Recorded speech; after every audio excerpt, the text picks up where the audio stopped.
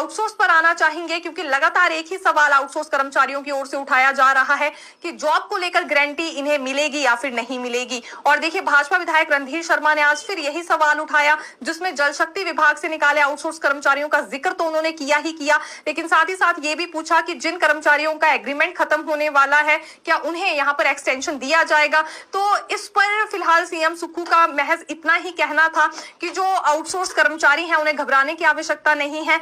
जल्दी ही उनके लिए पॉलिसी बनाने का विचार किया जा रहा है। 5000 के करीब पदों को लेकर भी आज सीएम सुक्खू ने यहाँ ये बात स्पष्ट की है, क्योंकि एक तरह से संशय इस पर पहले बरकरार था कि ये आउटसोर्स आधार पर भरे जाएंगे या फिर पैरा वर्कर पॉलिसी के तहत भरे जाएंगे। तो आज उन्होंने ये स्थिति भी इसमें तय किए जाएंगे,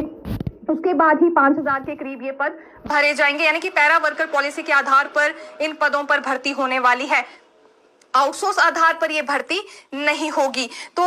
एक बात उन्होंने ये स्पष्ट कर दी है, दूसरी बात उन्होंने ये कही है कि आउटसोर्स कर्मचारियों के लिए पॉलिसी बनाई जाएगी, लेकिन तीसरी चीज को लेकर उन्होंने कुछ नहीं कहा कि जो फिलहाल जल शक्ति विभाग से बाहर आउटसोर्स कर्मचारी हुए हैं उन्हें वापस से रखा जाएगा या नहीं। इस पर उन्होंने महज इतना कहा कि हमारी सरकार ने किसी को नहीं निकाला है, तो इसके फिलहाल अभी कई मायने यहाँ पर निकाले जा रहे हैं। इसका मतलब ये भी हो सकता है कि पूर्व सरकार ने एग्रीमेंट पर रखा था आउटसोर्स कर्मचारियों को, तो अब एग्रीमेंट खत्म हो गया है, इसके बाद इनकी नौकरी को फिर से बहाल किया जाता है या नहीं, एक तरह से क्वेश्चन मार्क इस पर बना हुआ है, क्योंकि नौकरी पर वापस रखा जाएगा या नहीं, इस पर हाँ ना कोई भी जवाब नहीं दिया गया है सीएम सुक्खू की ओर से। महज उन्होंने पॉलिसी को लेकर अपनी बात कही और दूसरी बात उन्होंने 5000 के करीब पदों को लेकर कही है